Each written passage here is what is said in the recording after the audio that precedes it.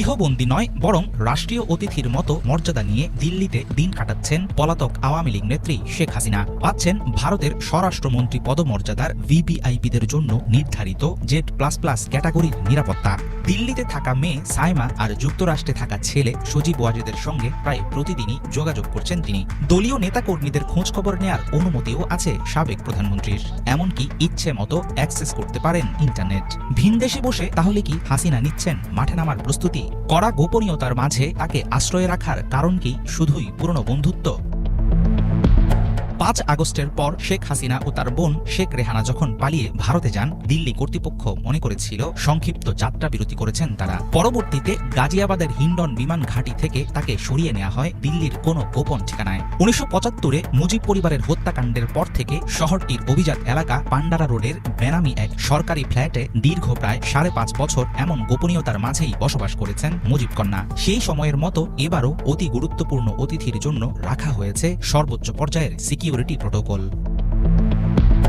শেখ হাসিনা ভারতে আশ্রয় নেওয়ার পর থেকেই তার স্ট্যাটাস ও অবস্থানের বিষয়টি নিয়ে চরম গোপনীয়তা রক্ষা করে আসছে নয়াদিল্লি। পুরনো মিত্রের নিরাপত্তা ও সুরক্ষার ক্ষেত্রে কোনো রকম ভুল করার দায় দিতে চাইছে না মোদী প্রশাসন। সারাক্ষণ তাকে চোখে চোখে রেখেছে সাদা পোশাকের কমান্ডোরা। এমন পরিস্থিতিতে দিল্লির লোদি গার্ডেন কিংবা নিজামুদ্দিন আউলিয়ার দরগায় হাসিনার যাওয়ার বিষয়টিকে নিতান্ত গুঞ্জন বলে মনে করেন ভারতের সংশ্লিষ্ট মহলের কর্মকর্তারা।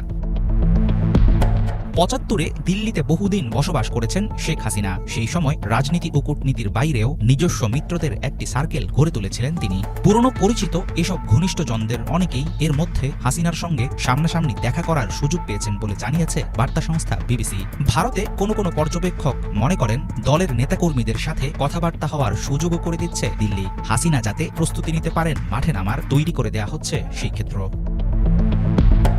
বরাবরই সতর্ক অবস্থানে থেকে হাসিনা পরিস্থিতি সামাল দিচ্ছে নয়াদিল্লি।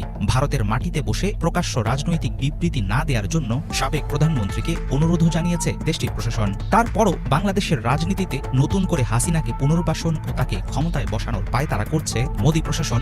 নানা কারণে উঠেছে এমন গুঞ্জন। তবে অন্য অনেকের মতো আশাবাদী হতে রাজি নন ঢাকায় ভারতের সাবেক হাই কমিশনার পিনাকরঞ্জন চক্রবর্তী। তিনি মনে করেন হাসিনার বয়স ১০ বছর কম হলে দেশে ফিরে দলের হাল ধরতে পারার সম্ভাবনা ছিল, কিন্তু এখন আর সেটা সম্ভব না। হাসিনার দেশ ছেড়ে পালিয়ে যাওয়ার গত ১০০ দিনে সামনে এসেছে তার চট করে দেশে ঢুকে যাওয়া সহ বিভিন্ন আলাপ। আমেরিকার প্রেসিডেন্ট নির্বাচনে ডোনাল্ড ট্রাম্প বিজয়ী হওয়ার পর আওয়ামী লীগ নেত্রীর প্রত্যাবর্তন নিয়ে আশাবাদী হয়েছেন বহু নেতাকর্মী। দিল্লির একজন শীর্ষস্থানীয় কর্মকর্তার বরাত দিয়ে বিবিসি জানায়, বাংলাদেশের রাজনীতির মাঠ এখনো গরম, তাই লুজ বলের মতো সুযোগের অপেক্ষায় আছে নয়াদিল্লি। তার এমন মন্তব্য ইঙ্গিত দিচ্ছে একসময়ের প্রতাপশালী প্রধানমন্ত্রী শেখ হাসিনাকে অনির্দিষ্টকালের জন্য হয়তো চলতে হবে ভারতের ইশারায়।